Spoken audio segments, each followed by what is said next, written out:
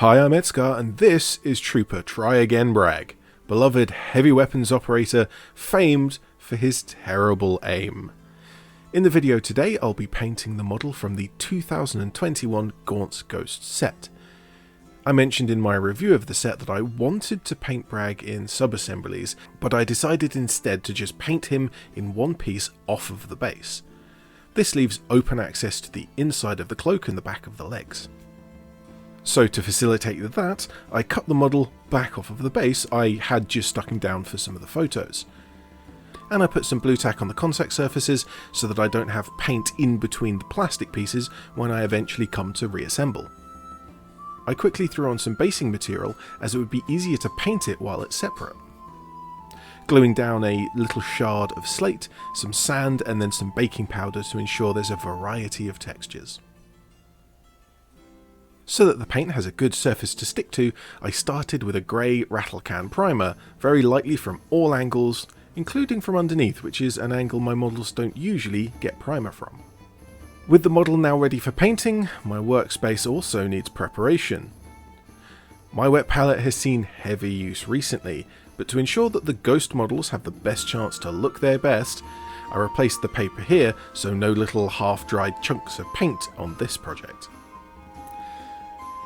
As there are 6 models to talk about, I don't want to repeat myself and make 6 near identical videos, so I'll concentrate on one feature or one area of a model for every video. And so whilst I painted blue into the inside of the cloak, relearned how to dry brush for the base, and paid close attention to the metal pieces, for today I'll concentrate on the black uniform. Which has got to be the most boring thing, right? Well, actually there's a lot to it, and I'll show you what I'm planning to do for my Gaunt Ghost characters. Once Bragg was back on the base, I changed my mind again about the sub-assemblies and pulled his head off. Being able to paint a head separately really will give me the best chance to paint it well, and very nearly also spelled disaster. There is a saying in the mini painting community, and other painting styles as well, that you never paint black as pure black, which is absolutely good advice, but what does that actually mean? Here is a black paint on my lovely fresh wet palette, and hopefully you can see past the reflections of the lights. And this is black, right? Well, it's mostly black. I have mixed in a tiny bit of the dark green, so it's really a very desaturated dark green. This is a straight black paint, and you should be able to see that it's darker and blacker by comparison. That first paint still looks black, but the second paint looks darker, and this is how we shadow in a black area. But I'll also bring in some more of that dark green, the same as I'm using on the cloak, as a highlight. It might seem strange to highlight with a dark colour like this dark green, but we're painting black fabric, so it actually does work. Another aspect of highlights and shadows that I'm paying attention to is the direction of these highlights. Rather than highlighting everything that sticks out, I'm highlighting the top side of everything that sticks out. After this, I turned the model around, just like the highlights went on the top of each fold, the shadows go underneath, as that's where a shadow would be cast. These shadows are painted with the darkest black. So whilst the entire area looks black overall, I still have a darker tone to go into the shadows with.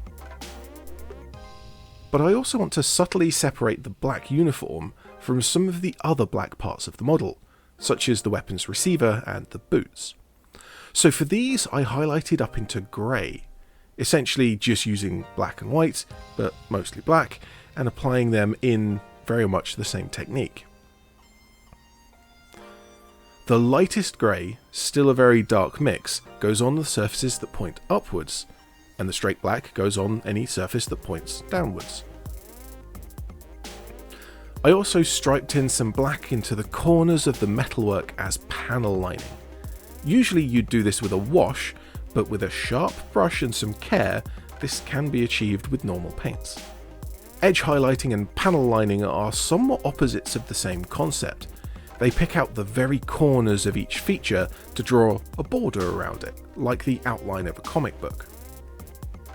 The biggest feature of any Ghost model is, of course, that cloak. And the ones in these set are really nicely sculpted, billowing and flowing, but in a way that implies the weight of the fabric. I said earlier that I used blue on the cloak, but I'll discuss that in another video. For now, I'll just talk quickly about the camo pattern that I have settled on using for my Tanith army. Well, I say settled, I might change it again, so who knows. The current pattern that I'm using is making small splotches and spots of nearly every colour that exists elsewhere on the models, all of the browns, the blacks, the greys, even tan used in the skin tone. The trick that I keep failing at is keeping it random. Subconsciously, I always tend to lay out the patches in an even grid, and the patches seem to tend to be of uniform size. So pay attention to the placement of the patches, but also to vary their size and how big and small the individual speckles are. Particularly laying some patches over folds and some in between folds, as the lines of the folds tend to be where I subconsciously try to line them up with. And so I move on to the last part of the model that I haven't painted, the shouty face. I separated this piece for a couple of reasons. Firstly, it's just physically easier to get at from the right angle, but also it's a psychological trick. By painting the head separately, I can concentrate on it by itself, with no distractions or stress about making it fit in. However, once I was done, I had a little bit of an utter disaster. This is Revell polystyrene cement. It's pretty thick and has at least some aggregate in it that settles over joins. It's really good for model making and pretty much sits where you put it. This is EMA Plastic Weld, a much stronger solvent. It's the type of stuff you wear a gas mask when you use it.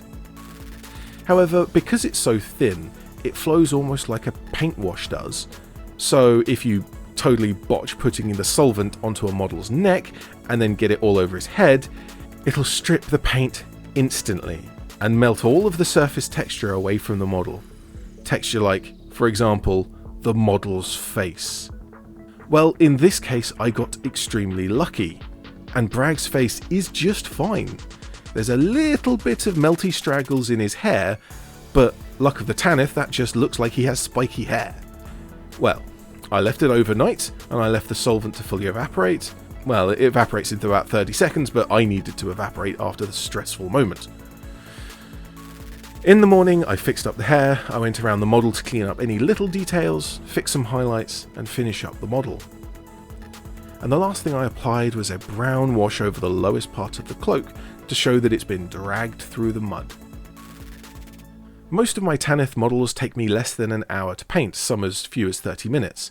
But by taking my time with Bragg, I spent about 4 hours. And the difference between him and my other models proves that it is worth it for these character models. Someday I'll do a 10-hour model, maybe, but not today. Please check out my playlist of Gaunt's Ghost videos. I've been showing many methods for making cloaks, as well as other modelling techniques, parts and supplies for making your own custom Tanith army. Also the other YouTubey things, there's comment section for asking questions, description with links, and all of that other stuff. But with all that having been said, I'm ED-SKaR, always will be, and thank you very much for watching.